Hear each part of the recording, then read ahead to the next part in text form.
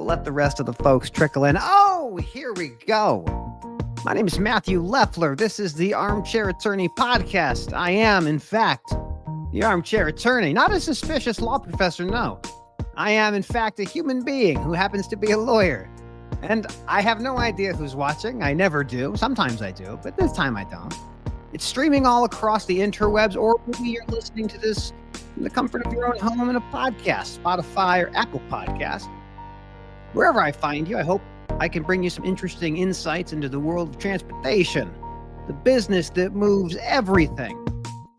We haven't been here for a minute. I'm glad to be back. It's been a while. How you been? How's your Friday? Congratulations, you made it. One day closer to Monday. Is that what they say? I think it's what they say.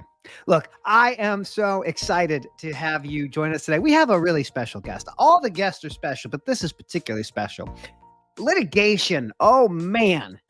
That's a brutal business. You got to eat raw meat. You got to be excited for conflict. It's an adversarial process, don't you know? But before we get to our guest, Mr. Dylan Admire, we'll have him in just a moment. You may remember we had a big rulemaking by the FMCSA, the Federal Motor Carrier Safety Administration, around something called broker transparency. Oh, yes, 371.3, subsection C. Oh, I do know the code. Well, sometimes I do. I filed a comment. Many of you may have filed comments too. I hope you did. Whether you're for it or against it, you know what? At the end of the day, this is your democracy. This is how rules are made, by doing comments. And my comment is, like many, I look at our Federal Motor Carrier Safety Administration, I sometimes scratch my head.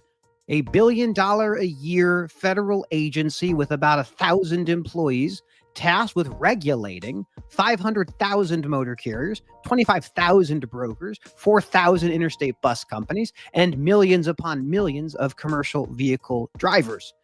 And yet, if you look at the national out-of-service rates, over 1 in 5 commercial vehicles are unsafe at any speed. That means that 21% or so of all trucks and trailers that you are driving next to at any given moment, if they were inspected for safety, they would fail. Now, what's wrong with those trucks and trailers? Well, brakes, lights, and tires, BLTs, delicious for a snack, absolutely terrible for operating a commercial vehicle. Now, look, I want everyone to arrive home in the same condition that they left. That's the whole goal of everybody in this business. And safely delivering freight on time and undamaged is difficult, even under the best circumstances. But before we can get into how we make the world better, how to make the supply chain safer and more resilient, I have to thank my friends over at DAT. Dial a Truck.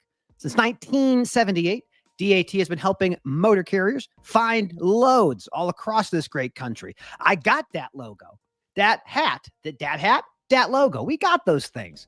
If you are new to DAT, I'd be very surprised that you'd be new to DAT. But if you are new to DAT, you can use the link in my show notes for this podcast to save yourself, let's say, 10% over the next 12 months on your DAT subscription. That's pretty cool. Yeah, that's right. We're going to try and save you some money. The market is shifting, or so I've heard. We're entering a new freight cycle, and the new freight cycle could mean a lot more opportunities for motor carriers and for brokers.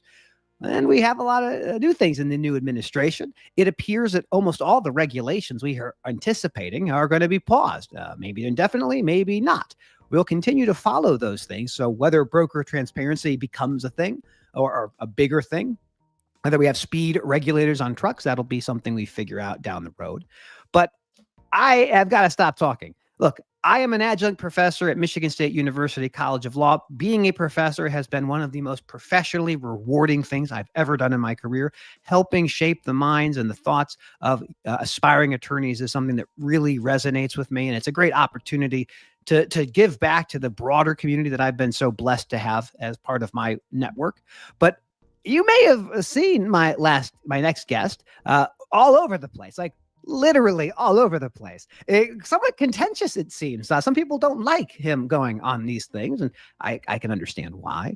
Dylan Admire is the CEO and founder of Freight Essentials. And, you know, as I mentioned before, freight is actually essential. You have to have it. almost everything that you buy comes on a truck, and that truck was often driven by a motor carrier who was working with a broker. About 20% or so of all freight comes through the efforts of a freight broker. And Freight Essentials is a freight brokerage. And I am so excited because I did not know who Dylan was until a good friend of mine, Timothy Dooner, shot me a note and said, hey, can you come and look at this complaint, which is the thing you file when you're suing somebody. And when I read it, I said, ooh, that's very interesting. And I think for many of you, it'll also be very interesting. The business of moving stuff is complicated. The contracts involved are labyrinthian, and the stakes could never be higher. So without further ado, allow me to introduce you my very special guest, Dylan Admire. Dylan, how are you? I'm doing great, Matthew. I really appreciate the great intro, the kind words. I'm so thankful for Tim over at Freight Waves for putting us in touch. And now hopefully we will know each other for years to come and expose the freight industry. And as you mentioned, you are the suspicious law attorney. I got named the deadliest man in freight by Lombard Trucking, which I love. I think I should make t-shirts. I love Michael Lombard. I think you should coin yourself as the suspicious law professor, as the defendants claimed you to be in a filing late last night. So with that, we're going to kick it off. I love it. Thank you for having me on. I'm excited. I think I have to get that trademarked. I'm going to reach out to my trademark attorney and say, can you see if I can become trademarked as the suspicious law professor? Now, before we get into all of the things that you have gone, first of all, who are you? Who is Dylan Admire? What do you do, my friend? Besides being a great looking, well-spoken guy, we can get a little bit into it, but thank you for the question. Originally, I'm from Kansas City, good old Midwest values, as we like to say.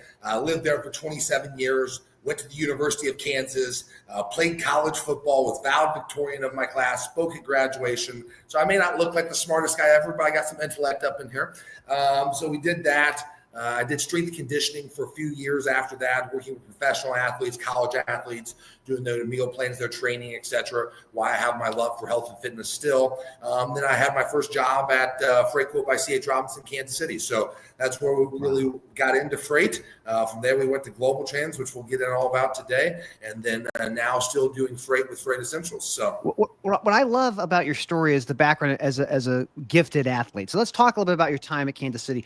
What was your position? What did you play? Yeah, so I played offensive line. So if someone's not familiar with football, we got the Super Bowl on Saturday. And the Chiefs are playing. Your Kansas City Chiefs. Time. Kansas City Chiefs, Patrick Mahomes, Travis Kelce, Taylor Swift. They're all going to be there. It's going to be intense in New Orleans. But yeah, so I played offensive line. So if you're not familiar with football, that's the guy who snaps the ball to the quarterback. That was me. You were the center? I was. Oh, dude, that's phenomenal. So I had the opportunity to do Division II football, and I didn't do that. I'm 5'6". I am not going to be professional, but I did compete at Division I track. So I had the opportunity to compete at that level. And it's like a full-time job, right? Like the training you have to do is going to be substantial.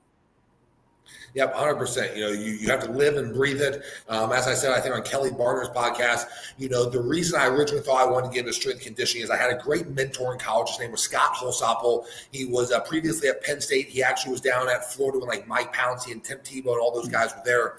So he loved strength conditioning. He was obsessed with it. So when you're in that culture the whole time and you're living and breathing it, like you said, it's like a full-time job on top of going to school, which I took very seriously and I loved learning.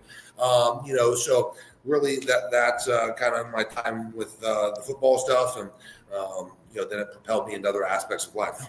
What I love about that is like you have this experience as a very gifted athlete, and you understand, okay, what is it about health, how you drive wellness, and then you've kind of built that niche in your own practice as a freight broker. Is it you work with the people who make the supplements, who make the training stuff? Like this is something that you never kind of let go of that idea of driving health for people in this country, right?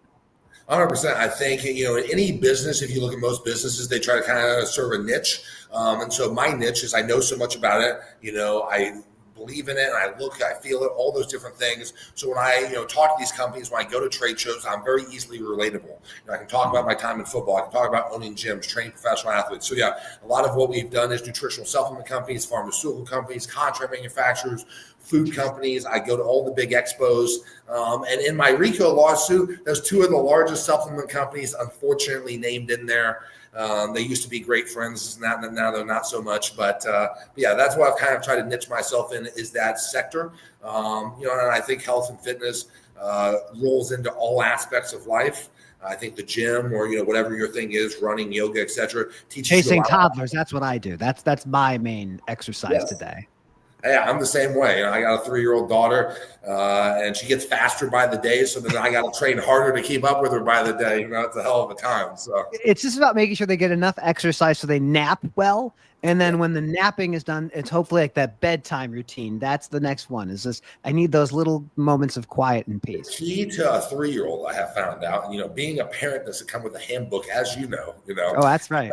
As the professor, but it's swim lessons. So she was swimming with the floaties. We now have no floaties, which I think is impressive. I don't know what a 3-year-old's supposed to do, but we got no floaties now. So she exerts more energy. I took her to the pool last weekend, and after like 2 hours, she was conked the rest of the day. I'm like, this is the parenting dream right here. You got to get the floaties off. You got to swim in the pool, and it exerts all the energy. So we're in Chicago, so I don't have the opportunity to go swimming outside. There's indoor pools, I suspect. But I have 4 children, Dylan. I have a 12-year-old, a 9-year-old, and I have the twins that are 2. So I know the struggle that you must be going through. But let's go back a little bit. So you get to work it for CH, right? So how'd you get into your business? How'd you get into being a freight broker at all? What was the transition from college to saying, I want to be in this hyper competitive, crazy, chaotic environment? 100%. So when I got done playing football at the University of Kansas, I worked as a strength coach for a few years.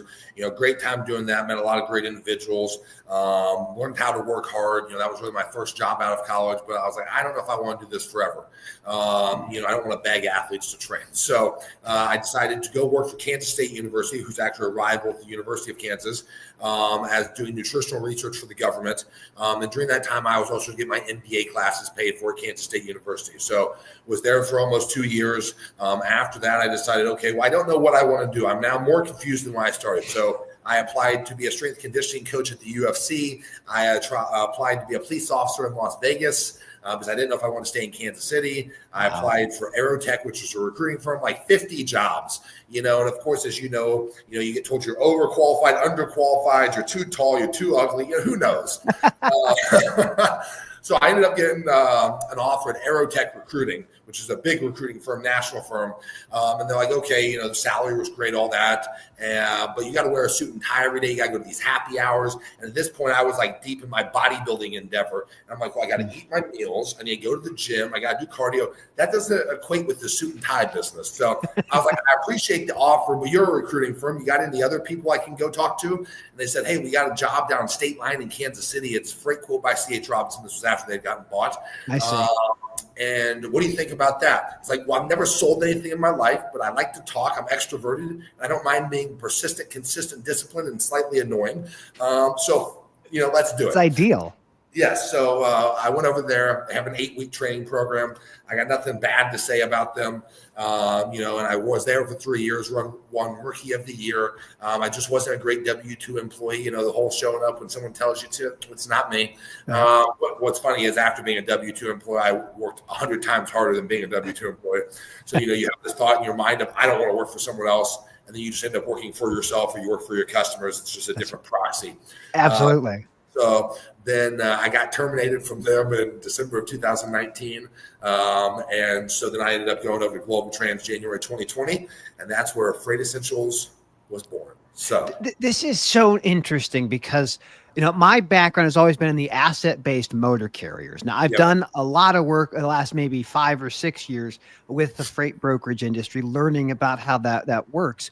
And, were you on the carrier sales side, or were you on the shipper customer sales side when you were at CH? What were you doing for them? I was on the shipper customer side. So like there, they have their carrier sales side. The carrier rep does sales, but the carriers are their customers. So obviously they want to maintain those relationships, like a lot of large brokerages. But I did more the customer facing side, the shippers, cold calling them, all that kind of stuff. There's no one, I think, more persistent in the sales world than former athletes, because the way I've always been wired is like, If a task is once begun, never leave it till it's done. Be thy labor great or small, do it well or not at all. You have to be the best, and you will fight to be the best. And I can imagine in that world, like you were a dynamo, I would have to think. Yes, I'm uber competitive. I think I started playing soccer at like the age of 4, and I'm like tackling kids on the soccer field. My parents have to explain to me Springfield, Missouri, like 1996, Dylan, you're not allowed to do these things. My parents getting calls in middle school that I'm too aggressive in dodgeball and I'm too aggressive in basketball. And so I just love to win. And then when you coupled that or paired that with making money, because I never made crazy amounts of money before that, and at my mind in my mid 20s working as a W-2 employee, I was making crazy amounts of money. So now I got addicted to it, so it's like, we hear about Tony Robbins, all these people talk about the power of one more, so making one more phone call, one more email, one more text message, just repeat. So at that point, I was the first one in the office when I first started, the last one out of the office. I got in trouble because they don't like to pay overtime in those types of jobs. And so that's how I grew so quickly. So when I got terminated from there and went over to Global Trans, I knew, well, I can just do the same thing over here. So I remember I talked to a gentleman over at Global Trans, and they had kind of like a little bonus structure when you first started, and it had different tiers based on how much GP or gross profit. If you're not real familiar with GP, you would do your first month, your second month, your third month. So there's these 4 tiers. I'm like, his name was Brian Coleman. I'm like, give me tier 4. And he's like, I don't think anyone's ever hit tier 4.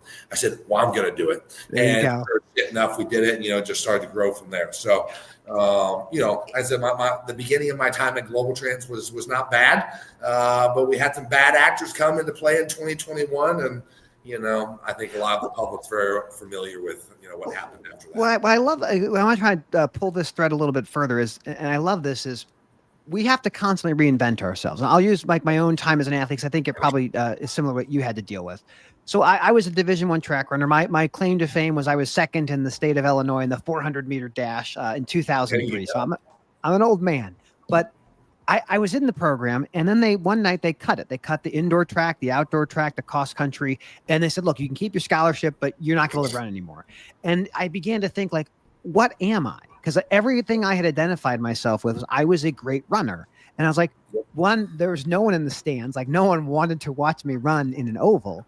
And I also just realized that there was not going to be a professional path for me. You couldn't sell your name and likeness at that point. Maybe in hindsight, I could do that today. But I was like, what am I going to do next? And I got a chance to go to University of Illinois, and I had a chance to walk on the track program. And I just said, no, I'm gonna go sell televisions. I'm gonna do something different and see how it works.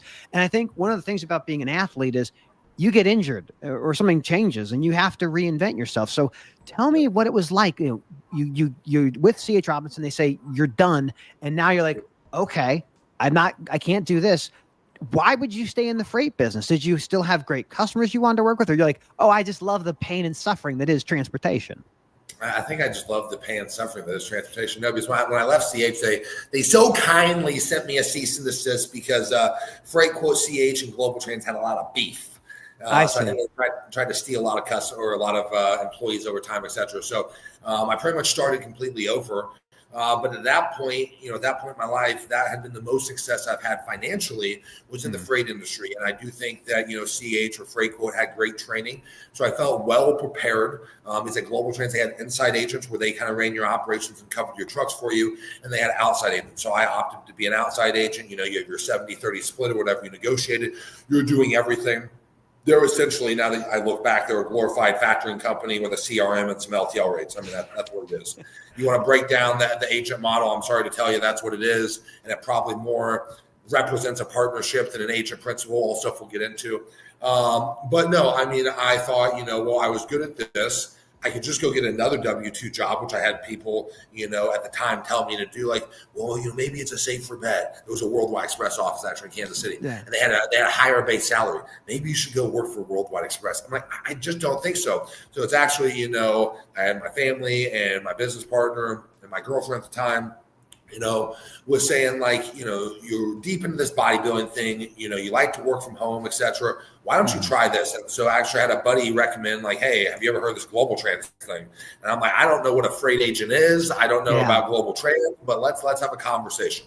So for me, it was kind of like, well, there's nothing to lose here. I'll go over there. I had a little bit of money saved up, like in a 401k if I need to tap into it. And let's give this a ride for 2 or 3 months. And we'll see what happens. So I don't have this like heroic story of like, I knew I wanted to be a freight broker, but I went over there. My first month, I made $15,000 of profit, which was like twice more than I ever made as a W-2 employee. And I'm like, I like this. And then the next month I made, so it's like, and then it became addicting.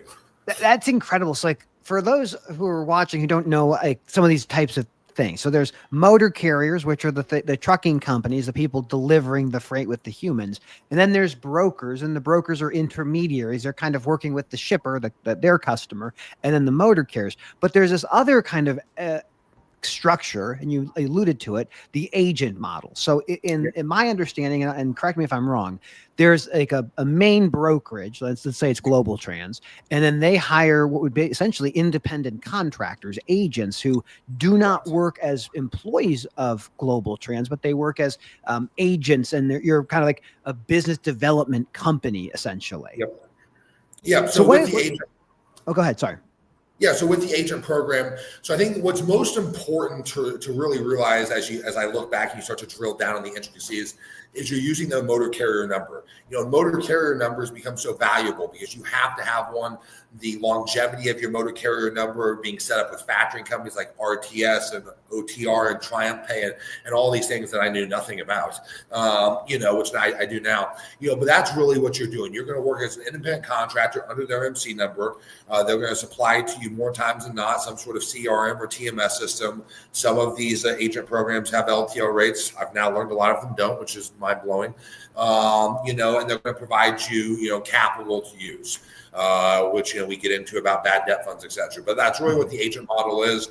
Some of these programs have like inside agents, which to me represents a little bit more of a glorified W-2 employee, if we're being honest, because, they're still doing the operations for you. And then you have the outside agent, and that's really where they're marketing. And you can still get on Global Trans, WEX, I'm sure Armstrong, Priority One, et cetera. They market it to you, and they want you to believe that you're an entrepreneur. It's your business, unlimited growth, hire people beneath you. They're your customers. Most importantly, they're your customers. Yep. And grow this to whatever you want it to do. Live the American dream. And a lot of them talk about buying back from you. And that was big with Global Trans. They've done a lot of M&As over the years. When I was there, they did Volition, BLX, some other ones.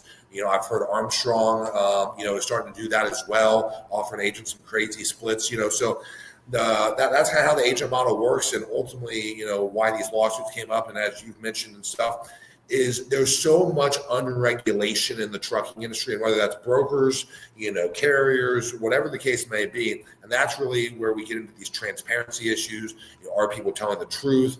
There's really no governing body overseeing this. And as you said, it's the most important profession in the world. And I don't take saying that lightly. No one would have anything in America or anything in the world if it wasn't for the supply chain network. So something that's so vital, how is it still operating like the wild, wild west is still the question I'm asking myself to this day. And, why ultimately I'd like to get into the political sector after I'm done, brokerage. That's fascinating, because I think you bring up some really good points to kind of dig into. So for my own background, like my father was a roadway guy back in the 70s. So he got to learn about this business before deregulation, where in those days there weren't brokers, and there were some, but they were very, very minor players. And it was, you were, as a shipper, you were also paying for the backhaul. You were paying everything to the union, to the Teamsters through your work with CF or Yellow or Roadway. And then you fast forward to today, 45 years after deregulation, and it is a different business. It is a different environment. And so you get this opportunity to be and I think that is the term business development company, BDC. Is that what it's known as? Am I right with that? That's contractually. I mean, publicly, everyone's just, talks about being an agent, but yeah, business development company is at least contractually what Global Trans calls. I'm not sure about other agency programs. I love that name because it tells me the story of what the deal is. And the deal is, Dylan, we believe in you. We believe you can go get really great customers. And if you don't, that's okay. You'll just go off and go bankrupt and disappear. But if you're good at it, if you're really good at developing business for our organization, someday we'll buy you and you can go off and do whatever you want to do after that. And you built with your company, Freight Essentials, if I'm not mistaken, the largest BDC in their network, at least for a period of time. Is that correct? Correct. So when I started in 2020, as we mentioned, I didn't really take any customers with me. I didn't have anything, built it from nothing. And by 2022, we were the third largest agency. They bought BLX, which was out of Iowa. They were the number one at the time. Prior to that, they bought Volition. And so now in 2023, we became the largest BDC or agent that they had in their network, doing $30 to $40 million of revenue, a nice amount of profits. And so we were in first place by quite a bit, to be honest, because on their little dashboard, you could see everyone else's numbers, nothing about their customers or anything, but you could see the numbers. And we were quite a far ahead. And a lot of people didn't like that. I love competition. I love people doing well. There's the saying that you're never going to see someone doing better, talking bad about you. The fact that, when I started Global Trans, I was in my 20s. My business partner, Natasha, was in her 20s. And then, obviously now I'm in my early 30s. You're going against people who their claim to fame is they've been in the industry for 25 years. Just because you're doing something for a long time doesn't mean you're good at it. Right. You see this with a lot of C-level executives. They love to tell you, well, Dylan, I've been in the industry for 25 years. I know more than you. And, I would have some, very blunt comments back to those type of comments, respectfully, of course. But yeah, so a lot of people, didn't really like us because of that, because we're young, we're successful. I got a beautiful daughter. We're traveling the world, whatever the case may be. And I think it really irritated some people. Well, I love transportation in the sense it is the great equalizer, to your point. Like, you can have a lot of experience. You could have not a lot of experience. You could have a lot of connections. You could have not a lot of connections. If you resonate with your customer and you understand how important it is to safely deliver freight on time and undamaged, and you care about that service, you can outcompete anybody. That's what makes this industry so incredible, is that if you want to beat everyone, you can do it. It's not easy. And what you did was, in one of the worst freight recessions since 2008, you grew a very substantial business. So obviously everything's going great. Global Trans loves you. You love Global Trans. Your customers love you. And the story ends in the happily ever after, right? That's how this all. That was supposed to be the plan. So what happened? So, as you mentioned, that was kind of the plan. And in 2021, July to be exact, we had what I posted actually yesterday on social media. They wrote articles on their own website that it was a merger. Well, a merger has very specific things you have to do to merge when you're very large companies. And Worldwide Express and US Shippers and Global Trans were all competitors, large companies. Matthew, we've tried to find the filings. My attorneys have tried to find the filings. It was not a merger. That is a scam. That's a shame. That's fugazi. It was an LBO, or, an acquisition, as they would later call it. And if you're not familiar with an LBO, I've talked about it on other podcasts. I won't beat, the dead horse. But a levered buyout is used when you use someone else's debt to leverage a company. You buy it at a drastically reduced EBITDA valuation, and the end goal is to IPO, and you repay back that debt before it's due. Actually, an article that came out not too long ago, they had to go get some new terms for their debt for their LBO because it was about to be up, and their whole plan was to IPO 2025. As a nice article on Bloomberg Business mentioned, May 2024, that they had hired JP Morgan Chase to help them do that. Thankful to yours truthfully, they aren't able to do that right now. So, but that happened in 2021. For about a year, nothing really changed. A gentleman named Rob Rose had came on the scene. He was the president of Worldwide Express, now oversaw the Global Trans brand. But they also did their NASCAR sponsorship at this point, which they just love talking about. I don't know how NASCAR feels about one of their affiliates doing fraudulent things in the scheme of hundreds of millions of dollars. Allegedly fraudulent. Let's be very clear. Everything I got to be politically correct these days. I am a lawyer, and this is not legal advice. Don't take legal advice from a podcast. For anyone who's listening is like, oh, this sounds like legal advice. It is not. If you think you need a lawyer, you probably do. It's not me. But okay, from going forward, most of these things at this point will be allegedly. And if we don't say the word allegedly, it is implied allegedly. Yes. So if anyone's watching who's different sides of the argument, please note, we are very respectful of those circumstances. So continue. So allegedly, what happens? Allegedly, Rob Rose was very concerned with their NASCAR sponsorship. And so he didn't spend a lot of time with the Global Trans brand. And then, him and I got to know each other. He was a successful entrepreneur. I don't know his whole backstory, but we at least, jived well. He loved fast cars. He loved yachts. He loved nice food. Who doesn't like those things? So him and I got well. I like to have just like McDonald's. I don't want to leave my house. So I'm not a fancy guy, but I digress. Hey, a good quarter pounder with cheese or a good Big Mac or those warm chocolate chip cookies. I mean, who doesn't love that? But yeah, needless to say. So he tragically died, unfortunately, of a heart attack, I believe in October 2022. A guy named Joel Klum came onto the scene. He's the COO. He's allegedly a bad actor. And so he tried to come in really quick. He's the type of guy, I got to know him pretty well. He'll tell you what you want to hear. He'll try to be your best friend. He tries to kind of be a confidant or a liaison per se, but then he'll shake you in the back when he gets a chance. And so he really came on the scene. We started to notice a few things here or there. They had this parcel program. Their claim to fame with UPS or Unishippers is their UPS DAP pricing program. And so they wanted to do this pilot for like the top 5 agents. They flew us all down to Dallas. They did this whole rah-rah about this pilot thing. I had been asking for like a year about it because my customer Redcon One, Ron, Revive, we were working with a whole bunch of other supplement companies. Of course, they do a big B2B, business to business through distribution networks, but a massive direct to consumer, the Amazon type of boxes to your house. So it was prime territory for me. There was a ton of money to be made. And so they kind of like dangled this carrot in front of you. And so that's where we really started to see some foul play, taking of customer lists without our authorization, scrubbing customer lists, et cetera. So that was kind of the first instance of foul play that we saw. We dive into 2023, and this is where it really starts to unfold. We really start to get vocal. I'm the number one agency at the time, so I feel like I have an obligation, a duth, or a duty or an oath, in order to talk about these things with the upper C-level executives, because a lot of the agents didn't have access to them.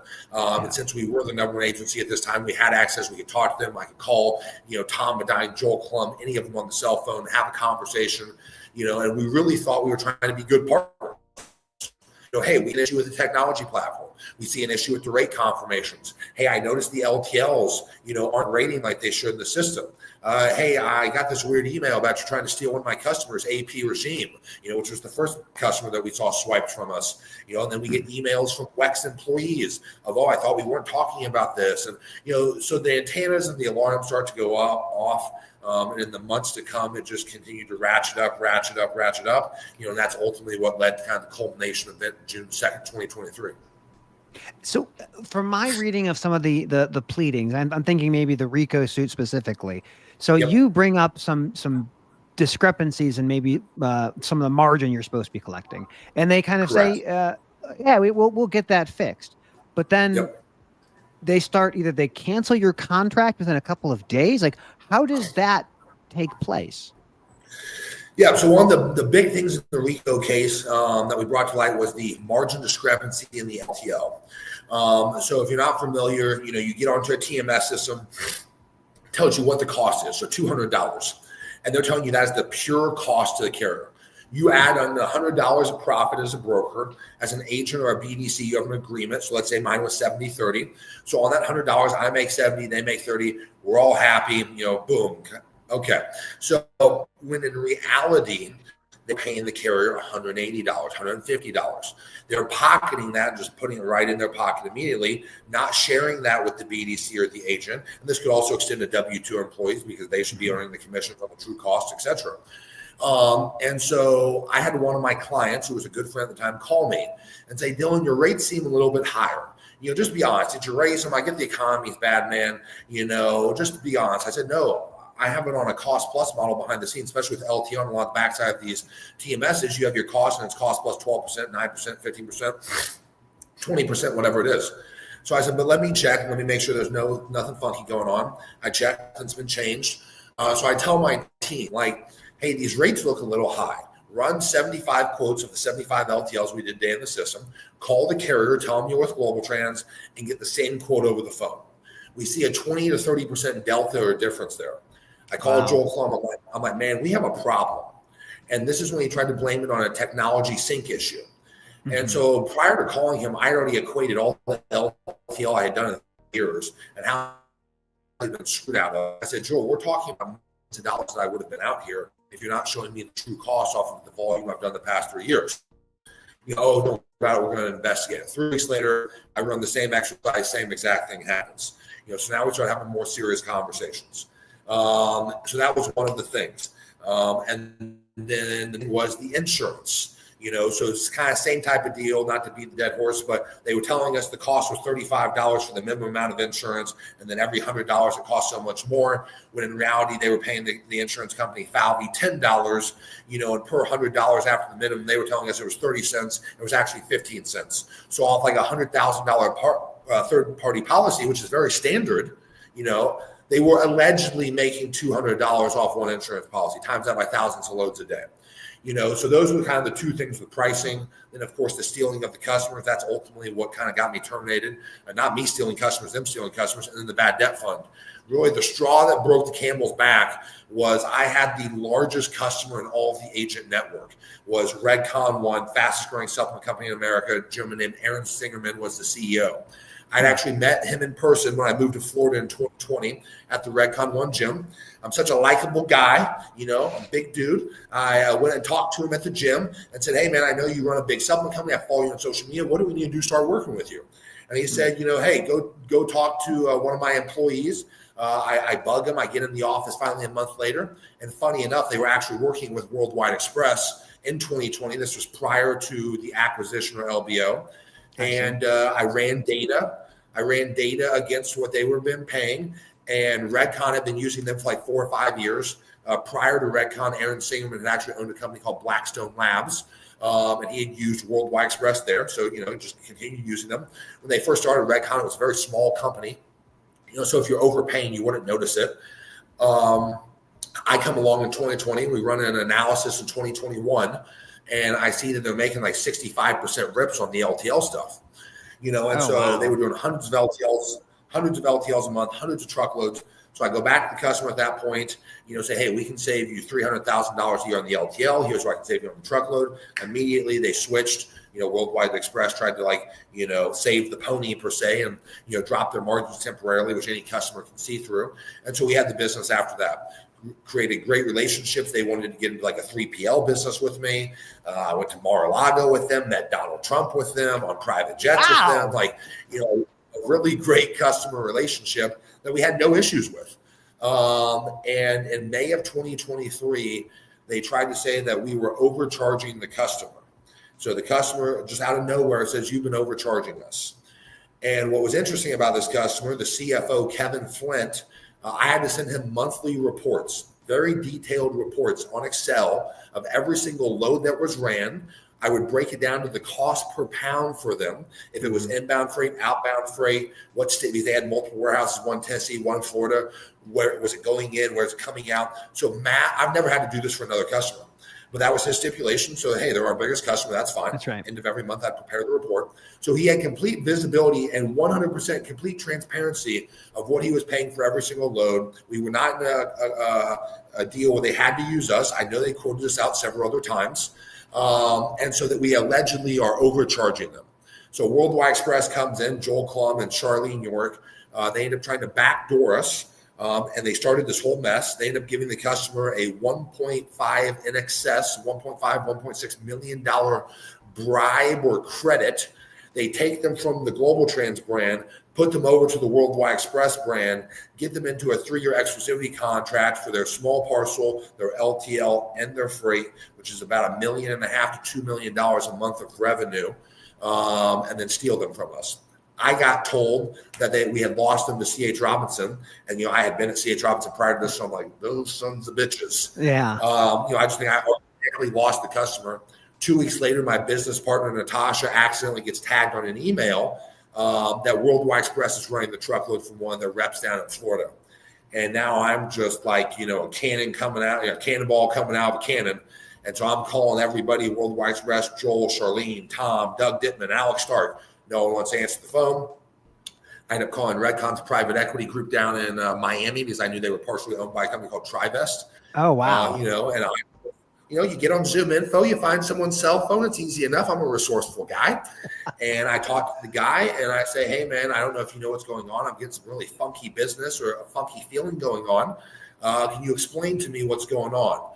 So him and I have a conversation. He kind of tries to act dumb. He's asking me questions like, well, are you still at Global Trans? Or what does Global Trans think about you overcharging your client? And I'm like, man, this dude knows too much for, being a random private equity guy. And one day later, we get terminated. So that was kind of what led to culmination. We started bringing things up. We started trying to ask for transparency.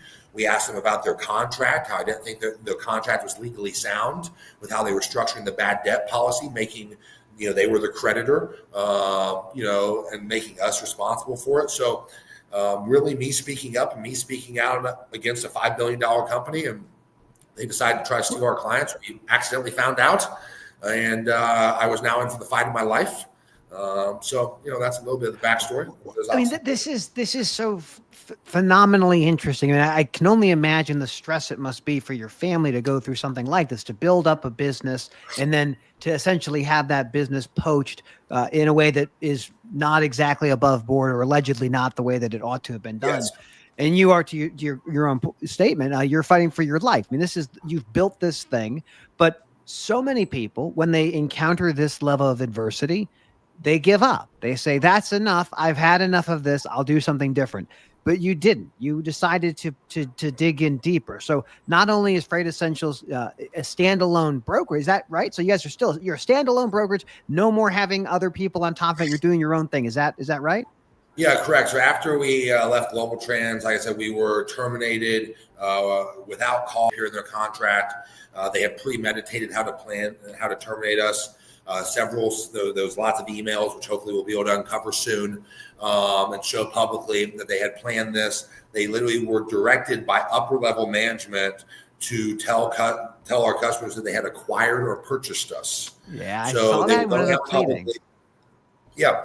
So our customers were actually emailing us. So they had this blast email to go out the second they terminated me. When they terminated me, I was over in Madrid, Spain at the Natural History Museum of all places with my daughter, with my family. One of the girl who runs my office, her name's Selmy, she had called me and said, hey, my email's not working. Our login's not working. I said, well, we'll call the IT department. So, I'm sure I'm over in Spain right now. Like, I'll call you back in an hour. 15 minutes later, boom, whole access is gone. The systematic email goes out to all of our customers. Customers start calling me. They start emailing me. Hey, did you sell your business to Global Trans or Worldwide? They were telling customers their accounts were being transitioned over to Worldwide Express. So at that point, I immediately, within probably 20 minutes, I luckily had known quite a few people in the industry. We went over to another agency program for about 10 months. And at that point, I'm like, why do I keep sharing profits with someone? Like, I still continue to expose my data to someone else, even if they're supposed to be my customers, which Global Trans, tries to say they're their customers.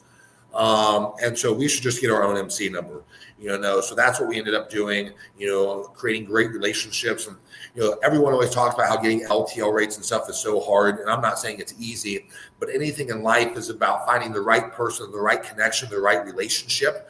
So it was so funny. I had a great relationship with one carrier that had a very big niche in the market with, and that gentleman, he's, I'm a great friend to this day. I really, love and appreciate everything he's done for us.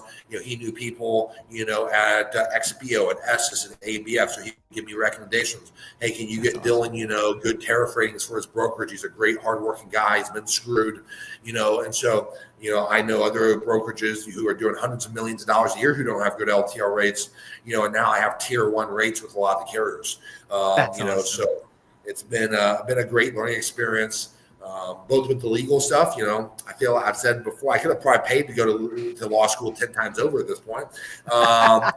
It's been a great learning experience, learning about all this legal stuff. And ultimately, as we continue to grow businesses, we bring on our own employees or our own agents, whatever the case may be over time. I now know how bad things can go if you do business the wrong way. And really the message that I'm preaching to both to anyone who works with us or just in the public is, being transparent, telling the truth, being open, and I really feel like 2025 is going to be the year of transparency, the year of truth. And there's a hearing going on right now, Matthew. I was watching it earlier, but I was there for a little bit. I had a conflict for another call, but from what I saw, it seems interesting. I mean, yes. The story that I'm hearing from you is somebody who has invested the time to be the top of your potential. I mean, you were a Division I football player. You competed with one of the largest, most successful brokerages in history. You grew the biggest freight agency within Global Trans Network. And each time you learned something new and was able to apply that to your next path. And now, as a completely independent freight brokerage, you're growing at a rapid pace. And I love the LTL. Roadway was LTL. I love OD. I love Saia. I love Pitt, Ohio. These are the companies that really do stuff that are very difficult to mirror because it's a heavy equipment type of business. Where do you see the new Freight Essentials going in 2025? Where do you see this rocket ship landing? Yeah. So, after having the whole business stripped from us, we were able to grow it to 20 million in revenue within 10 months. I basically just bootstrapped that deal, not hardly sleeping, going to a lot of trade shows and expos and walking the booths, shaking hands, meeting other CEOs, logistics people, marketing people, whatever, and then following up, being persistent, and that's why to me, the lawsuit is so personal. I've said it before, to me, I really feel like I have to represent my last name, and my word, because they tried to strip that from me. They tried to put a black cloud, over my head per se in the industry, specifically in the supplement industry, but really in the transportation industry as a whole. And so for me, it's very important to clear my last name and to clear my word because that's ultimately all you have in life.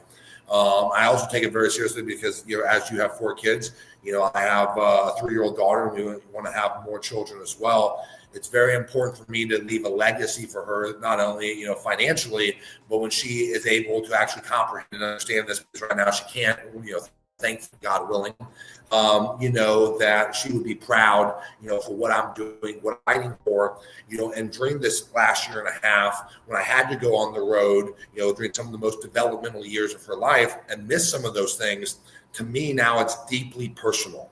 So this, you maybe you didn't mean to do that, but now it's deeply personal. When you had to strip me away from my young child for weeks or months at a time because I had to be on the road to grow a business, now you are going to get hellfire from me. I will come at you so hard, in order to right what was wrong. And at first I thought that was just financial, but then obviously we knew that it was happening to other people. It was systematic fraud, allegedly. And so, that's what we kind of fought all of 2024, growing the business, bootstrapping it. I had an office of 25 people when I was at Global Trans, all my employees. I also took it very personally. I was not going to lay people off during that time.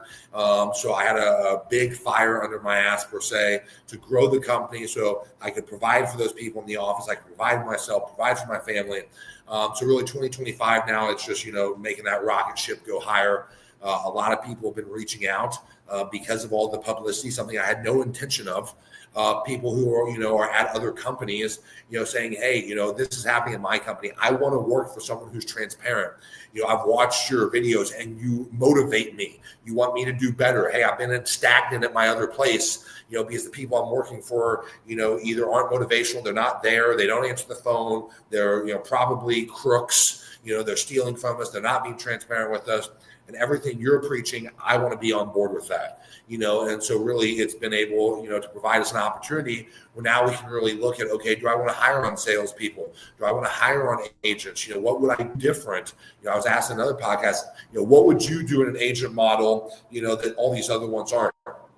It's very simple. Tell the truth, be open, be willing to have the difficult conversations. When someone asks you about a contractual thing, actually have a legal reasoning for why it's in your contract. Don't have the answer like Charlene York, the CLO at Worldwide Express says, well, because everybody else is doing it, Dylan. That's not a reason. That's not a legal reason. It might make you feel good inside because you're a $5 billion company that none of you actually built. You just did mergers and acquisitions and you're an employee of the machine. It sounds mean, but it's the truth. You aren't a $5 billion person, but you want to spew the words like you're a $5 billion woman or man.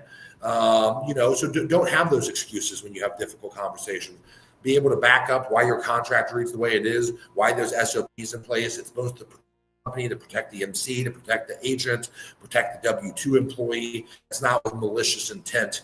We're trying to entice people into something, as you said, this cute little word, BDCs, business development companies, come develop your business so we can screw you. It's such an interesting, you are fighting a fight that you have to do. Like, the litigation is not a place to go and resolve things peacefully. This is a knife fight at the highest level, and you have a legacy that you wish to maintain. And so I admire you for going out there and fighting this fight, even though I have to imagine for your lawyers, they're like, why are you going on these podcasts? You're creating trouble for us. But are they supportive of you going off and talking to people about your experience right now? Yeah, so it's funny you bring that up, because as you saw in the hearing earlier, and I did too, they put up my beautiful face in the courtroom. Your face made it. I was there. I was a suspicious law professor. And so the reason I feel so compelled, or I'm so open to talking about this, is because nothing we're saying is false. And have the defendants tried to send me cease and desist? Have they tried to sue me? Have they tried to silence me? Have they tried to hit me with defamation? No. Even in the court hearing today, their attorney, who just kept talking in circles and making not a lot of sense, is he telling anything false? No. They're concerned if that Rule 76A gets overturned and stuff becomes unredacted. They're not afraid of trade secrets. There's no customer list in there. There's no profit margins in there. There's no trade secrets. What's in there is all the evidence, all the bad behavior. They're planning my termination. They're planning to steal my customers. There's emails of them showing how much money they're making off the insurance fraud. There's emails and they're showing how much money they're making off the LTL discrepancies. That's what they don't want out there, because they know they have 600 agents who will now go look for a new home. They know that the Priority One recruiter or the Armstrong recruiter or the New England recruiter now has all this ammunition to go just sting them. Because, hey, do you want to work for someone? Hey, look at this email. You don't want to work for these people. That's what they're afraid of. That's why they're trying to file a motion to steal. What's next in this litigation? What's happening? Like, what's going on next? Yep. So next, obviously, as you and I are speaking, there's a hearing going on. So we'll see how that goes. I think the judge is a very smart woman, Judge Frazier. And I believe she'll do the right thing. But, whatever happens, I'm a big believer. Everything happens for a reason. Yeah. God has a plan. So whatever that plan is today, it's going to happen. Whether it's a positive thing or a negative thing, I just know deep down the reason I'm so confident to talk about it is the truth always prevails. And there's the saying, the truth will set you free. And they tried to, trash my name, trash my word. The truth will set me free. And so I have really 3 different lawsuits going on. I got the state one that's on the Third Amendment petition that we're talking about in the court hearing today. We filed that September 2023. December 2024, we filed the RICO complaint. And then in October 2023, I sued Dominic Iacovone, his wife, Sammy Iacovone, Raw, Revived Bum Energy, and Vaughn Streets, which was our second largest customer. They were on the Inc. 5000, 7th fastest privately held company in America last year. And we had a 10-year exclusivity contract with them directly. Worldwide Express went in there and told them to stop working with us because we were bad people and I was doing supposedly illegal things, which I've never been countersued for these illegal things. And Mr. Dominic decided to listen to them and take them at face value. And he breached our 10-year contract. So I went and sued him as well. Wow. So you have all those things going on. Our customer, Redcon One, who, took that, nice $1.6 million bribe and got into this exclusivity agreement. Allegedly. Allegedly, we have the evidence, though, Matthew. So allegedly, when I can show it. Until it's admitted to the court. There's no evidence until it's admitted to the court. But Redcon One actually sued Worldwide Express about 3 weeks ago. Oh, wow. Because Worldwide Express and them got into it with some sort of issue that I can't really hear publicly right now. So Redcon actually is now suing Worldwide Express. So the castle's kind of imploding upon them, it seems like. I got told allegedly maybe Dominic's going to be suing them directly. So we have all those things going on. Like I said, the truth will set you free. You can only hide behind lies for so long. everyone, the reason people love watching these podcasts and why I've been invited to be on all of them is because this affects so many people. It affects no W2 doubt about employees. that. Just It affects as we get to our kind of closing here, I will say, so some the RICO case is a good example. The amount of people who reached out to me to get copies of that complaint, because it's on Pacer, you can log in as a lawyer, you can log in, find it, print it, send it to people. It's incredible. The redactions in that were very difficult for my poor printer, but that's okay because I don't read things on the internet. I print them off and hold them because I'm an old man. Yes. When you need to be 40, Dylan, you'll understand. But you have all this litigation kind of on the periphery. I mean, it takes center stage for a while, but realistically, you're still running your race. You are building your business. You are moving freight safely, on time, undamaged, and you're growing it every single day. And that has got to be the real catharsis. The real exciting part is, okay, we have all of their noise. They messed around with me. They're going to find out why you don't do that. But now I can run my race exactly the way that I want to. How many employees does the new Freight Essentials have at this point?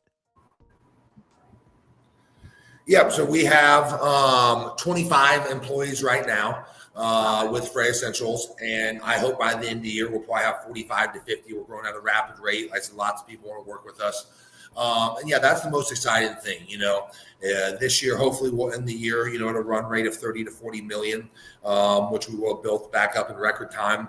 My goal is to get that to 9-figure business, hopefully by, 2026, 2027 at the latest. I easily believe we can do that.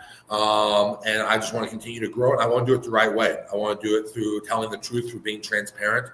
People can feel confident and comfortable working with me, not working with people that they got to look behind their shoulder.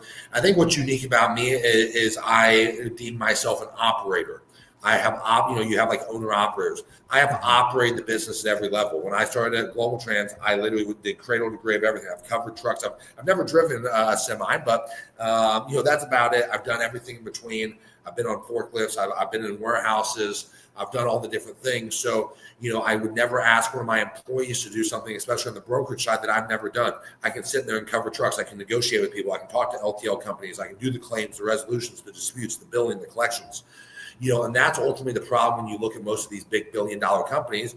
You have the Tom Bodine, the Jack Pearlsteins, the Joel Clums, the Charlene Yorks. They've never booked a truck in their life. They are actually very unknowledgeable when it comes to the industry or the company that they bought. They have their knowledge in their own right, maybe about the UPS program, et cetera, but they weren't actually owner-operators, so they have no idea the daily struggles that you're going through. Just like if I went and bought a bunch of trucks right now, I would not truthfully know the daily struggle the drivers go through. If I was going to go own assets, which is something maybe I have an interest in, I would literally go out on the road, and let me do this. Let me see what these people feel like. What kind of, how is it backing into a dock, or how is it having to wait 8 hours? And, I can imagine those things, but I've never done it. And I think that's what's truly valuable about what I'm going to bring to the table, both for myself, for my companies, for my employees, other people who come on. And then ultimately, I want to take that into the political sector. And even today, they made the comment in court how, he wants to get into politics and he's using this as leverage. No, I realized and I have identified there was a problem in this industry. And, whether you love the Trump administration or hate them, they were trying to bring transparency in all aspects of the world. Why they have Elon Musk and the Doge and all this stuff. I would love to be a part of that change in the logistics industry, especially on the broker transparency aspect, which there needs to be. And that's ultimately my long-term goal is I hope in 3, 4, 5 years, I can get into the political sector. It's interesting that they say that you're doing this to run for office or something, because they did this to you. You didn't ask them to cancel your contract and allegedly steal your customers and make it so that you were on the cusp of insolvency or bankruptcy, because they did everything they could to destroy you. So I find that interesting that they would highlight that. For people who want to know more about you and where to find what you're doing, where can they go? Yeah, so I got my LinkedIn. It's just Dylan Admire. So you can shoot me a request. I'm super fast to respond. And then, we can strike up a conversation. If someone wants to set up a phone call, Zoom call, we can do that as well. My social media, I keep pretty much private to myself. And if the time comes, I have a plan in place to be able to share things, hopefully. And if so, I'll release more on LinkedIn. So make sure to tune into LinkedIn. But there's definitely a plan in place. I plan to bring extreme truth to this situation. And you have to really ask yourself, why would I go through all this hassle? Why would I spend hundreds of thousands or millions of dollars on legal fees? And that's the truth of the reality, that you can spend hundreds of thousands of dollars a month on legal fees. Why these multi-billion-dollar companies feel comfortable or confident doing what they do to people in these circumstances is they typically will bleed them out, and you have the death by legal fees, as my attorney Rocky likes to talk about. And so why would I just not focus on growing my business if there had been nothing wrong? I can make money. I've made money before. It's why I'm so confident in doing what I can do. But when you have been wronged out of generational wealth, that was the first reason for doing this. And then two, when you find out the level of systematic fraud that's going on, allegedly, I felt an oath and an obligation morally to bring that to light. And, I know we've talked, off air, and it'll be something that comes out in the next few weeks to do with LTL carriers, allegedly, and maybe some alleged rebates or kickbacks, allegedly. And I've been told this has been going on in the industry for about 25 or 30 years. And we're not talking to the beat of a small drum. We're talking about 3 to 5% rebates or kickbacks from the LTL carriers to the brokerages.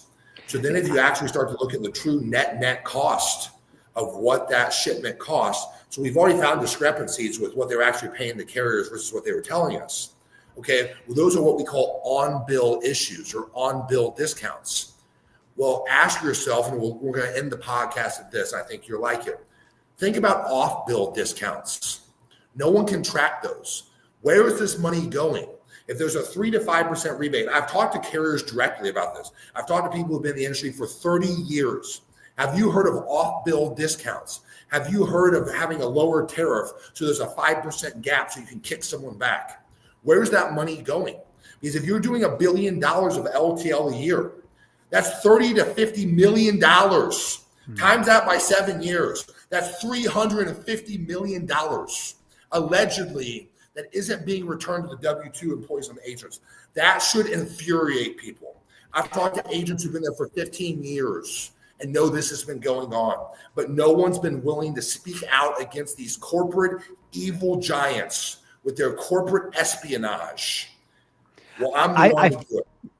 I think what you're doing is incredibly important. I do feel that the case that you have started, this pathway, will be one of the most important legal cases in the brokerage space. I mean, I put it up there with like the same broker liability we see with C.H. Robinson and the global trans stuff with Yi. Yep. These are really important things to understand. I really appreciate you coming and unpacking a little bit of the litigation, but more than that, telling the story of somebody who has been in this business for a minute, has been at almost every level of the business, and has learned from experience and through the scars that happen that moving freight is not easy, and it takes a very special kind of person. Do you think you'll ever get out of this business, or are you a lifer now?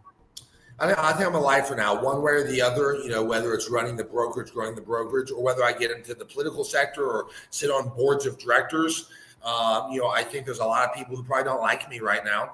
But as time goes on, they're going to realize that I'm honestly trying to do something great for this industry. I think it's one of the few industries where at 32 years old, you could have had the experiences I've had.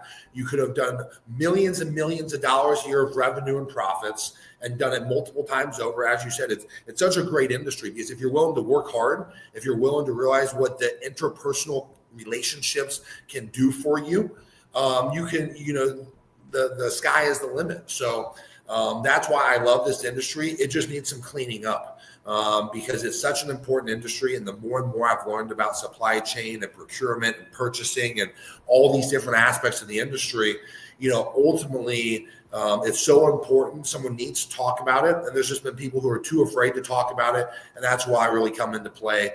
So I really appreciate you having me on, Matthew. I appreciate all the people who watched and tuned in live, anyone who will watch after. If you have any questions, comments, if the same things happen to you, reach out to me. Continue reaching out to Matthew. He's honestly probably one of the most when the first time we chatted on the What the Truck podcast, had no idea. I thought maybe he was coming in from the other side to try to blow me by, on the side. But just a great individual who, speaks about things that maybe others don't want to, or maybe they don't understand it because some of the legalese sometimes it's hard for some people to really understand or have access to. So I really appreciate it, man. Keep doing good things. Hopefully, I can come speak to your class at Michigan They State. would love that. Oh my gosh, they would love that. Well, Dylan, I cannot thank you enough for making time today. I hope the hearing you have goes well for everybody involved. And we will see you soon, my friend. Have a great rest of your day. Thank you so much, buddy. Well, that's it, everybody. That is the Armchair Attorneys podcast. Dylan Admire. Look, I'm telling you, transportation is an incredible industry. If you've thought about ways you could get into a really great career, supply chain has it all.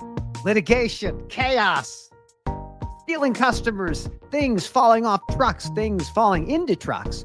Supply chain is all the things. It always has been. It always will be. The problems we face aren't necessarily new. The technologies are still evolving. As always, thanks to my friends over at DAT Dial a Truck 1978, helping truckers and brokers move freight across this great nation. I will see you next time and have a great rest of your day. Thanks again for tuning in. And then I press the button.